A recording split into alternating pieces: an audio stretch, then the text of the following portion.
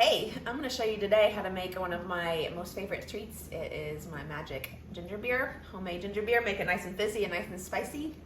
So to start your ginger beer, what you're going to need initially is a ginger bug. So this is the culture that you use so that the ginger beer will ferment. And you can make it at home really easily on your own. So I'll share the recipe, but it's a cup of water, and then basically you feed the water, sugar, and grated ginger every day for about a week. And then after it's good and fermenting and bubbly on the top, you can start making ginger beer with it. And then each time you'll take some of the ginger bug to put in your ginger beer, and you'll add more to your ginger bug so that you can keep it going. The really nice thing about ginger beer, one of the things I love about ginger beer, is it's really easy to start and stop it whenever you want.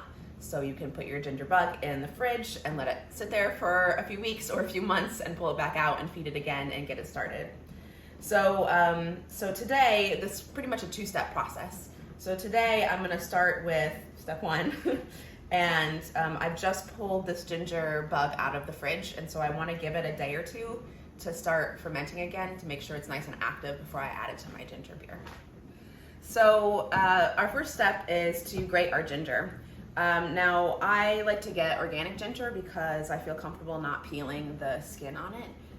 It's gonna be filtered out of the ginger beer in the end anyway, so it's a big major step that I find easy to skip.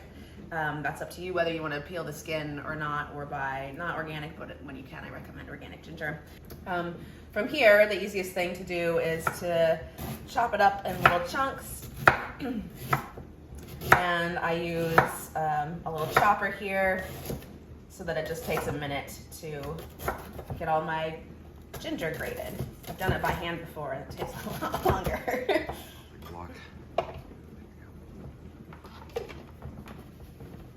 Okay.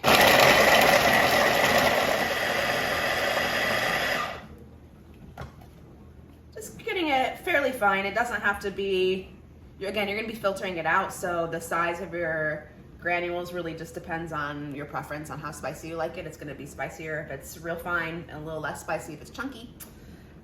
So first what I'm going to do with this is I'm going to get my ginger bug started. So again, I pulled it out of the refrigerator, so I want to give it a day so it can reactivate before I put it in with the rest of my ginger syrup. So each day when it's out, you'll feed it a tablespoon of ginger and a tablespoon of sugar, and just give it a little stir. And when you're working with that, any part of the ginger beer that has the culture in it, you'll want to avoid using metal. So using wood or plastic preferably. Okay, then once you have it mixed in there, you want to leave it covered so nothing gets in there, but so it can breathe, so just a little cloth is just fine. And so I've got this pretty little cloth from my friend, and I leave it sitting on my counter. If you can leave it out of direct sunlight, that's best. But I try not to put it in my cupboards because then I forget it's there and forget to feed it. So the next step we're gonna do is make our actual ginger syrup. The recipe I'm using is for about a gallon, and of course you can cut that in half or you can double it depending on how much ginger beer deliciousness you want to have in your life. Traditionally you would make the whole thing at once, but I found that a little shortcut that makes it easier for me, so I'm not having to boil a big old pot of a gallon of ginger beer up front. So I essentially make a ginger beer concentrate and then add water to it. So for our concentrate and for our recipe today, we're doing a cup of this wonderful ginger that we just grated. And you can experiment and you can put other flavors in with your ginger beer as well. So we're just doing a cup of the ginger beer and then a cup and a half of sugar to start.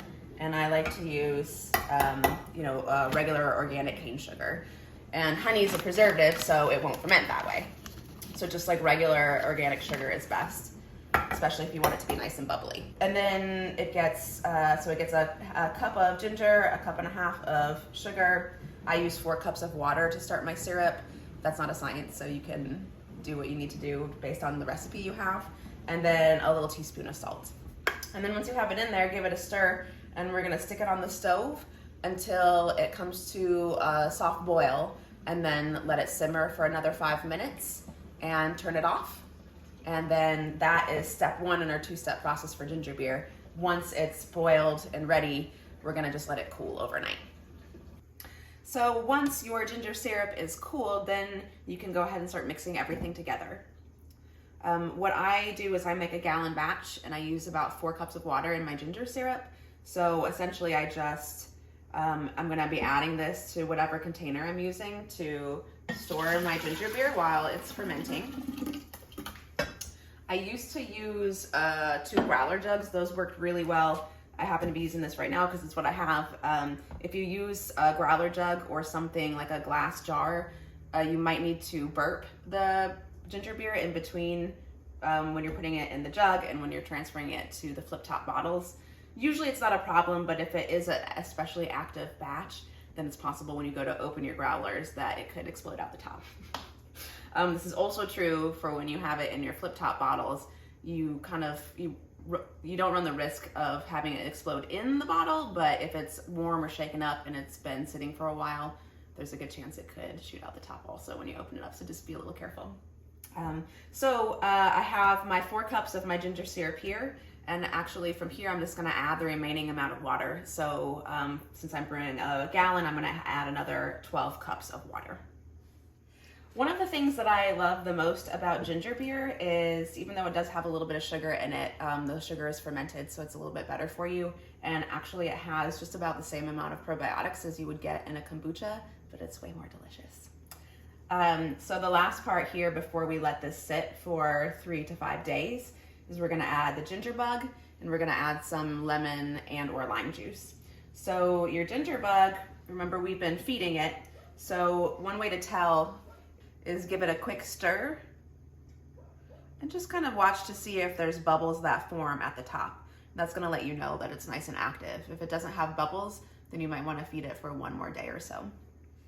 So then in my recipe for the gallon, it gets a cup of the ginger bug. So I just stir it before and pour it in. Some of the ginger's gonna go in, some of it's gonna stay. That's just fine. And keeping in mind, if you are making your first batch from a ginger bug you made, it might not be super active. It might take longer for everything to ferment. Once you get your ginger bug going and you make a few batches, it's gonna be a lot faster.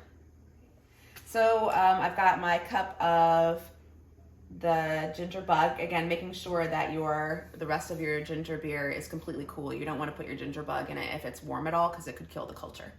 If it's cool, then you can add your lemon juice. Definitely use organic juice. You of course can use fresh limes or lemons, but don't get the little squeezy bottles that you get in the produce department, because they have preservatives in it and that might keep your ginger beer from fermenting.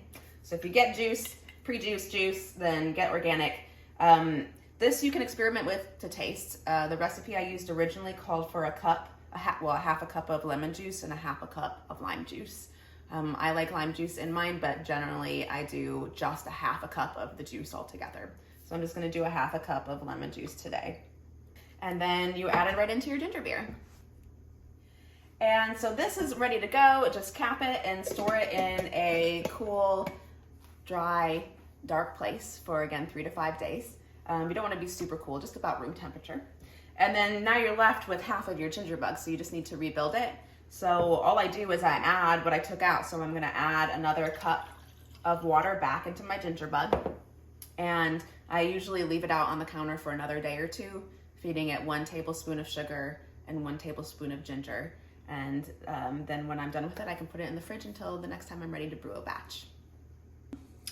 After you've let all of the ginger beer sit in your jug for at least 3 days, 3 to 5 days, just kind of depending on temperature and how strong your ginger bug was to start and how much ginger beer you had, then you are ready to put it into your Fliptop bottles so that they can carbonate.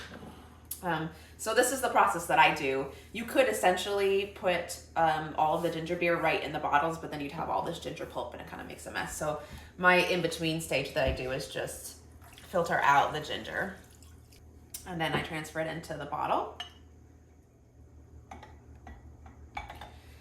So then you want to fill it up pretty much to where the bottom of the neck cap is. Not all the way to the top, it needs a little bit of space, but it's going to carbonate better if it's mostly full. And then right before you close it off, I like to add a little extra touch of sugar. So my personal preference is like a little dab of honey or a little dab of maple syrup. So I literally just do a small drop of this, and what that's gonna do is help reactivate the culture so that when it starts eating the sugar, so that it'll make it nice and bubbly for me. And then close your top, and you'll store it in a cool, dark place for another 3 to 5 days. Again, just depending on temperature and how active your culture is. And then after that, you're good to go in the refrigerator for weeks.